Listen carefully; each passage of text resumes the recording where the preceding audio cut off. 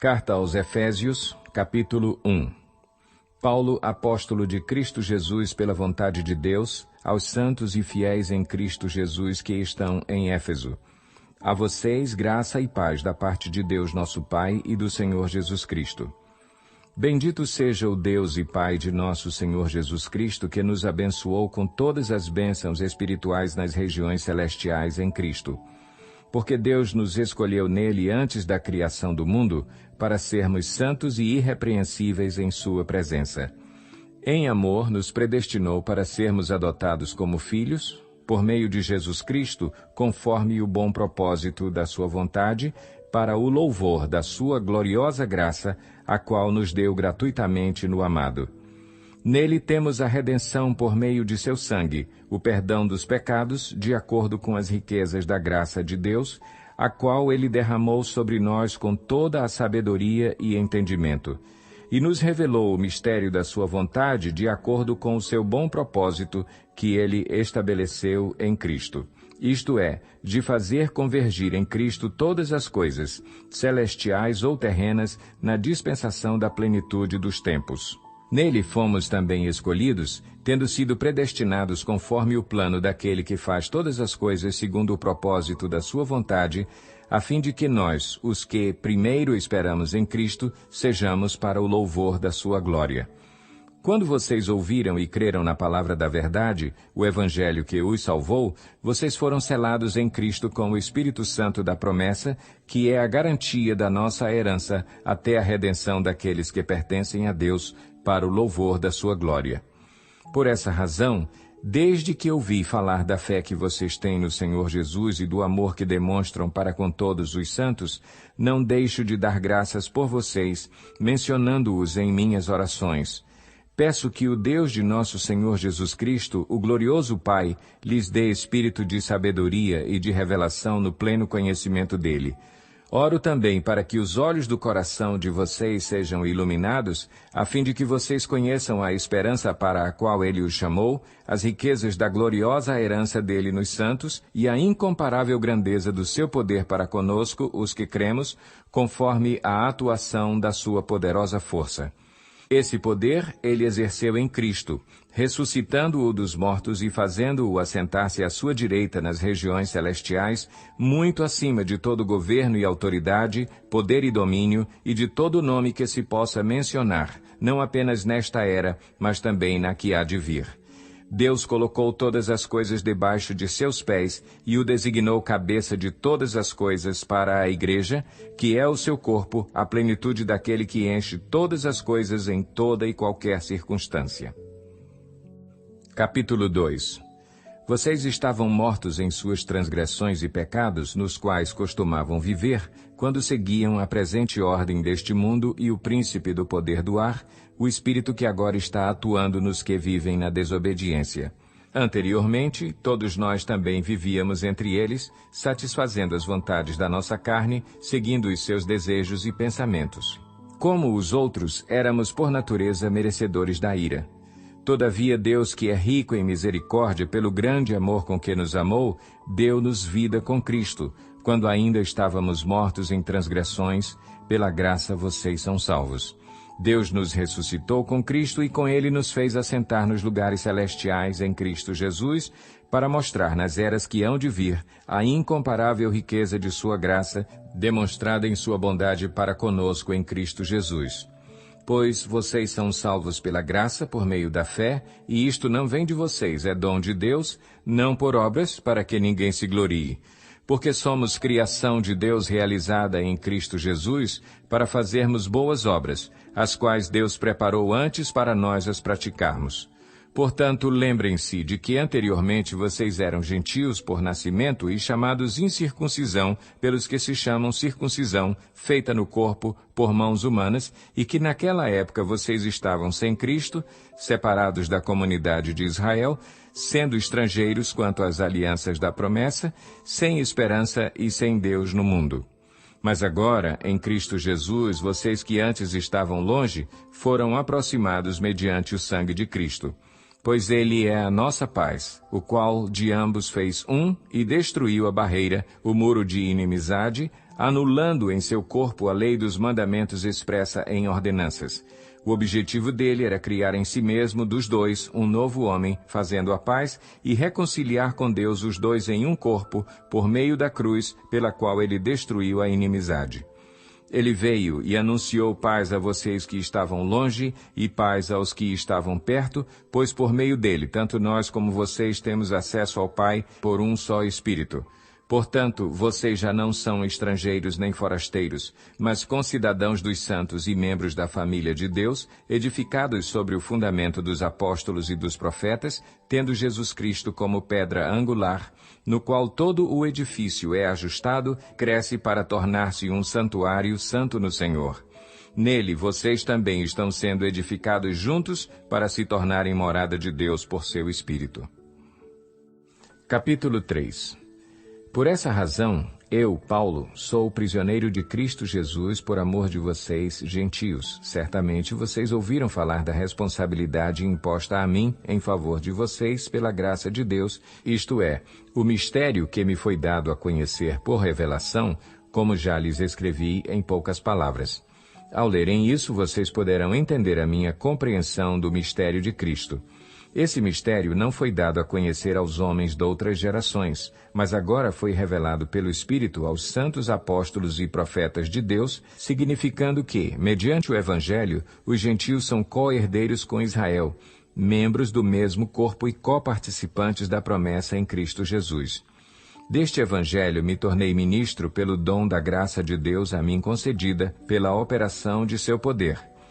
Embora eu seja o menor dos menores de todos os santos, foi-me concedida esta graça de anunciar aos gentios as insondáveis riquezas de Cristo e esclarecer a todos a administração deste mistério que, durante as épocas passadas, foi mantido oculto em Deus, que criou todas as coisas.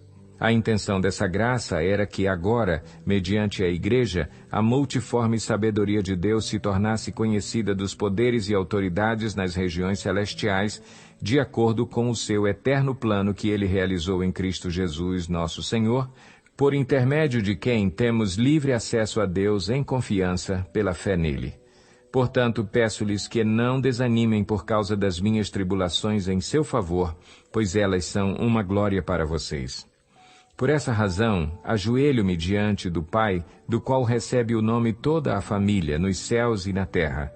Oro para que, com as suas gloriosas riquezas, ele os fortaleça no íntimo do seu ser com poder, por meio do seu Espírito, para que Cristo habite no coração de vocês mediante a fé. E oro para que, estando arraigados e alicerçados em amor, vocês possam, juntamente com todos os santos, compreender a largura, o comprimento, a altura e a profundidade, e conhecer o amor de Cristo que excede todo o conhecimento, para que vocês sejam cheios de toda a plenitude de Deus. Àquele que é capaz de fazer infinitamente mais do que tudo o que pedimos ou pensamos, de acordo com o seu poder que atua em nós, a ele seja a glória na Igreja e em Cristo Jesus por todas as gerações, para todo o sempre. Amém. Capítulo 4. Como prisioneiro no Senhor, rogo-lhes que vivam de maneira digna da vocação que receberam. Sejam completamente humildes e dóceis e sejam pacientes, suportando uns aos outros com amor. Façam todo o esforço para conservar a unidade do Espírito pelo vínculo da paz. Há um só corpo e um só Espírito, assim como a esperança para a qual vocês foram chamados é uma só. Há um só Senhor, uma só fé, um só batismo, um só Deus e Pai de todos, que é sobre todos, por meio de todos e em todos. E a cada um de nós foi concedida a graça, conforme a medida repartida por Cristo. Por isso é que foi dito: quando ele subiu em triunfo às alturas, levou cativos muitos prisioneiros e deu dons aos homens. Que significa ele subiu, senão que também havia descido às profundezas da terra? Aquele que desceu é o mesmo que subiu acima de todos os céus, a fim de encher todas as coisas. E ele designou alguns para apóstolos, outros para profetas, outros para evangelistas e outros para pastores e mestres, com o fim de preparar os santos para a obra do ministério, para que o corpo de Cristo seja edificado, até que todos alcancemos a unidade da fé e do conhecimento do Filho de Deus e cheguemos à maturidade, atingindo a medida da plenitude de Cristo. O propósito é que não sejamos mais como crianças, levados de um lado para outro pelas ondas, nem jogados para cá e para lá por todo o vento de doutrina e pela astúcia e esperteza de homens que induzem ao erro. Antes, seguindo a verdade em amor, cresçamos em tudo naquele que é a cabeça, Cristo. Dele todo o corpo, ajustado e unido pelo auxílio de todas as juntas, cresce e edifica-se a si mesmo em amor, na medida em que cada parte realiza sua função. Assim eu lhes digo, e no Senhor insisto, que não vivam mais como os gentios que vivem na inutilidade dos seus pensamentos. Eles estão obscurecidos no entendimento e separados da vida de Deus por causa da ignorância em que estão, devido ao endurecimento do seu coração. Tendo perdido toda a sensibilidade, eles se entregaram à depravação, cometendo com avidez toda espécie de impureza. Todavia não foi isso que vocês aprenderam de Cristo. De fato, vocês ouviram falar dele, e nele foram ensinados de acordo com a verdade que está em Jesus. Quanto à antiga maneira de viver, vocês foram ensinados a despir-se do velho homem que se corrompe por desejos enganosos, a serem renovados no modo de pensar e a revestir-se do novo homem, criado para ser semelhante a Deus em justiça e em santidade provenientes da verdade. Portanto, cada um de vocês deve abandonar a mentira e falar a verdade ao seu próximo, pois todos somos membros de um mesmo corpo. Quando vocês ficarem irados, não pequem. Apaziguem a sua ira antes que o sol se ponha e não deem lugar ao diabo. O que furtava, não furte mais. Antes trabalhe, fazendo algo de útil com as mãos, para que tenha o que repartir com quem estiver em necessidade.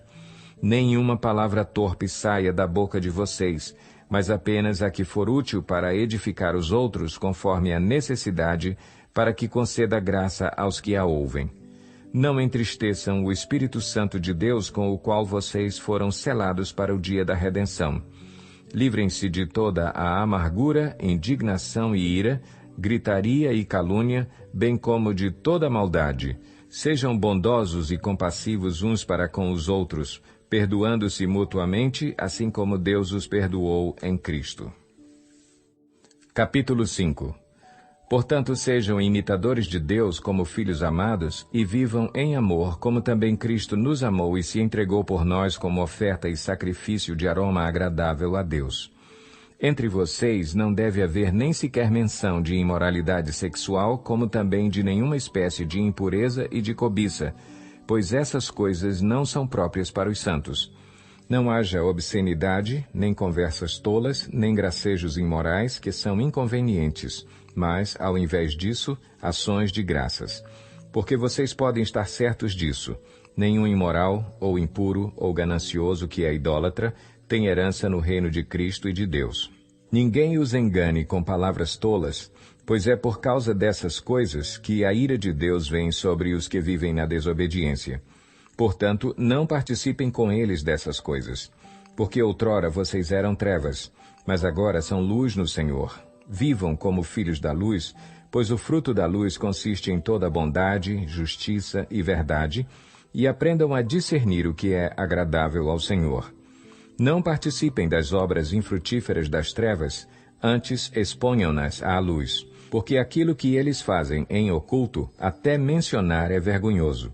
Mas tudo o que é exposto pela luz torna-se visível, pois a luz torna visíveis todas as coisas. Por isso é que foi dito: Desperta, ó tu que dormes, levanta-te dentre os mortos e Cristo resplandecerá sobre ti. Tenham cuidado com a maneira como vocês vivem, que não seja como insensatos, mas como sábios, aproveitando ao máximo cada oportunidade, porque os dias são maus. Portanto, não sejam insensatos, mas procurem compreender qual é a vontade do Senhor. Não se embriaguem com vinho, que leva à libertinagem, mas deixem-se encher pelo Espírito, falando entre si com salmos, hinos e cânticos espirituais, cantando e louvando de coração ao Senhor, dando graças constantemente a Deus Pai por todas as coisas, em nome de nosso Senhor Jesus Cristo. Sujeitem-se uns aos outros por temor a Cristo. Mulheres, sujeite-se cada uma a seu marido como ao Senhor, pois o marido é o cabeça da mulher, como também Cristo é o cabeça da igreja, que é o seu corpo, do qual ele é o Salvador. Assim como a igreja está sujeita a Cristo, também as mulheres estejam em tudo sujeitas a seus maridos. Maridos, ame cada um a sua mulher, assim como Cristo amou a igreja e entregou-se por ela, para santificá-la, tendo-a purificado pelo lavar da água mediante a palavra, e para apresentá-la a si mesmo como igreja gloriosa, sem mancha, nem ruga ou coisa semelhante, mas santa e inculpável. Da mesma forma, os maridos devem amar cada um a sua mulher como a seu próprio corpo. Quem ama a sua mulher, ama a si mesmo. Além do mais, ninguém jamais odiou o seu próprio corpo, antes o alimenta e dele cuida, como também Cristo o faz com a igreja, pois somos membros do seu corpo. Por essa razão, o homem deixará pai e mãe e se unirá à sua mulher, e os dois se tornarão uma só carne. Este é um mistério profundo. Refiro-me, porém, a Cristo e à igreja. Portanto, cada um de vocês também ame a sua mulher como a si mesmo, e a mulher trate o marido com todo o respeito. Capítulo 6. Filhos, obedeçam a seus pais no Senhor, pois isso é justo. Honra teu pai e tua mãe, este é o primeiro mandamento com promessa, para que tudo te corra bem e tenhas longa vida sobre a terra. Pais, não irritem seus filhos, antes criem-nos segundo a instrução e o conselho do Senhor. Escravos, obedeçam a seus senhores terrenos com respeito e temor, com sinceridade de coração, como a Cristo. Obedeçam-lhes não apenas para agradá-los, quando eles os observam, mas como escravos de Cristo, fazendo de coração a vontade de Deus. Sirvam aos seus senhores de boa vontade, como servindo ao Senhor e não aos homens, porque vocês sabem que o Senhor recompensará cada um pelo bem que praticar, seja escravo, seja livre. Vocês, senhores, tratem seus escravos da mesma forma. Não os ameacem, uma vez que vocês sabem que o Senhor deles e de vocês está nos céus, e ele não faz diferença entre as pessoas. Finalmente, fortaleçam-se no Senhor e no seu forte poder. Vistam toda a armadura de Deus para poderem ficar firmes contra as ciladas do diabo, pois a nossa luta não é contra seres humanos, mas contra os poderes e autoridades, contra os dominadores deste mundo de trevas, contra as forças espirituais do mal nas regiões celestiais. Por isso, vistam toda a armadura de Deus para que possam resistir no dia mau e permanecer inabaláveis depois de terem feito tudo. Assim, mantenham-se firmes, cingindo-se com o cinto da verdade, vestindo a couraça da justiça e tendo os pés calçados com a prontidão do Evangelho da paz. Além disso, usem o escudo da fé, com o qual vocês poderão apagar todas as setas inflamadas do maligno. Usem o capacete da salvação e a espada do Espírito, que é a palavra de Deus. Orem no Espírito em todas as ocasiões, com toda a oração e súplica. Tendo isso em mente, estejam atentos e perseverem na oração por todos os santos. Orem também por mim, para que, quando eu falar, seja-me dada a mensagem, a fim de que, destemidamente, torne conhecido o mistério do Evangelho, pelo qual sou embaixador preso em correntes. Orem para que, permanecendo nele, eu fale com coragem como me cumpre fazer. Tíquico, o irmão amado e fiel servo do Senhor, lhes informará tudo, para que vocês também saibam qual é a minha situação e o que estou fazendo.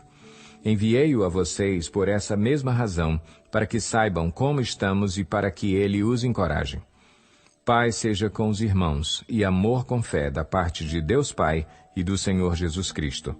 A graça seja com todos os que amam a nosso Senhor Jesus Cristo com amor incorruptível.